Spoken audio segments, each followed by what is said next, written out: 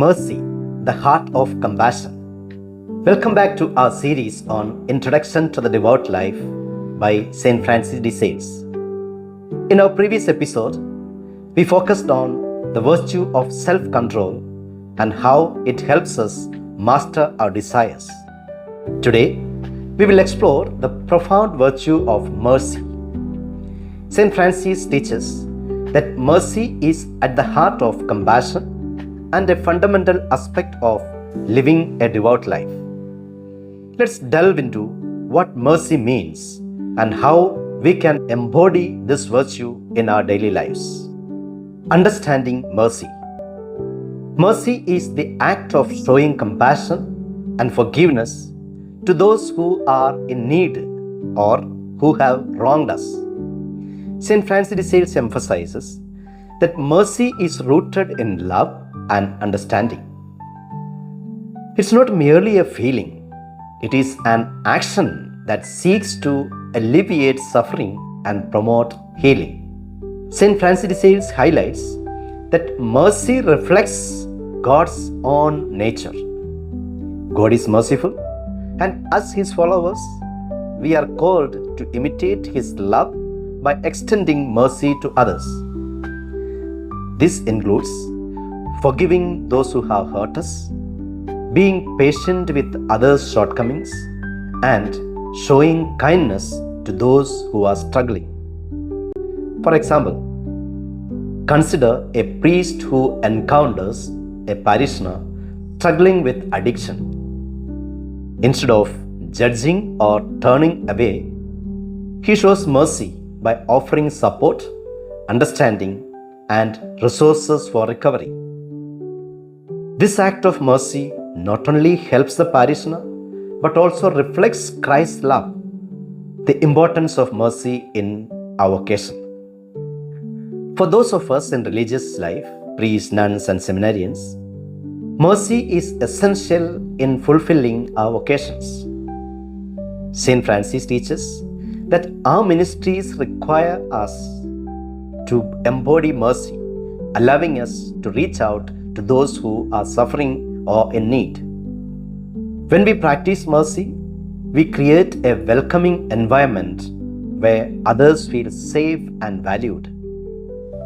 It helps us build authentic relationships with those we serve, reminding them of God's love and compassion. St. Francis encourages us to view every interaction as an opportunity to reflect God's mercy to others. For example, imagine a nun who works in a soup kitchen. Rather than just providing food, she takes the time to listen to the stories of those she serves, offering words of encouragement and kindness. Her actions embody the mercy of Christ and foster a sense of dignity and respect. The obstacles to mercy. While mercy is a beautiful virtue, there are obstacles that can hinder our ability to practice it. St. Francis identifies several common challenges. Obstacle number 1, judgment and criticism. Judgment and criticism can block our ability to show mercy. When we judge others harshly, we become less inclined to extend compassion. St. Francis de Sales urges us to examine our own hearts and practice humility, recognizing our own need for mercy. Obstacle number 2, lack of empathy. A lack of empathy can prevent us from understanding the struggles of others.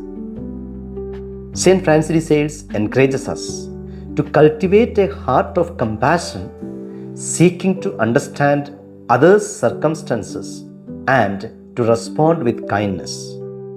How to cultivate mercy?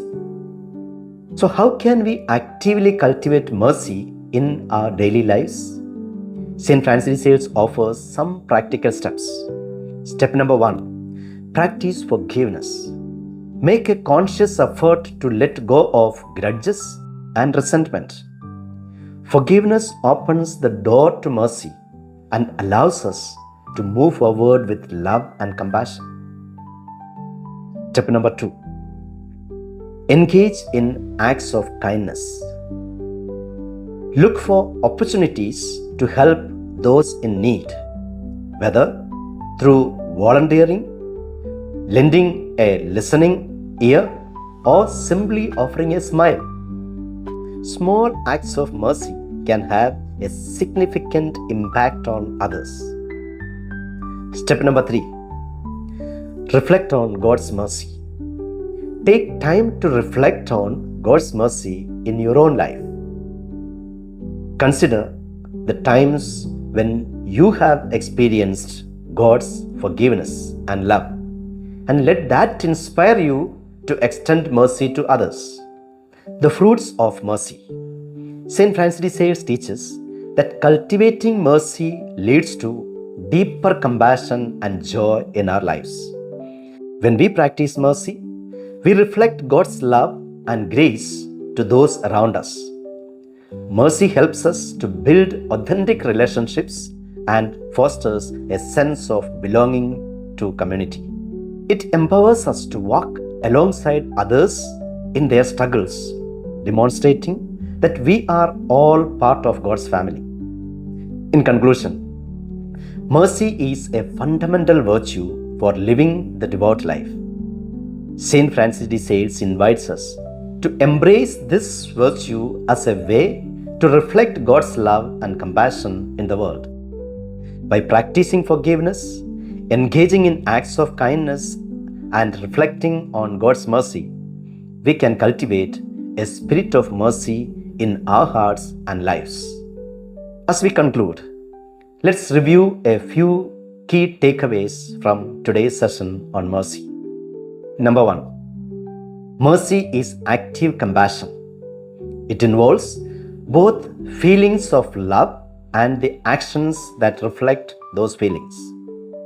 Number 2. Mercy is essential in our vocation. Practicing mercy helps us build authentic relationships and effectively serve others. Number 3. Recognize obstacles to mercy. Judgment and lack of empathy can hinder our ability to extend compassion. Seek to overcome these challenges. Number 4. Practical steps to cultivate mercy. Practice forgiveness, engage in acts of kindness, and reflect on God's mercy in your own life. And the number 5. The fruit of mercy is community.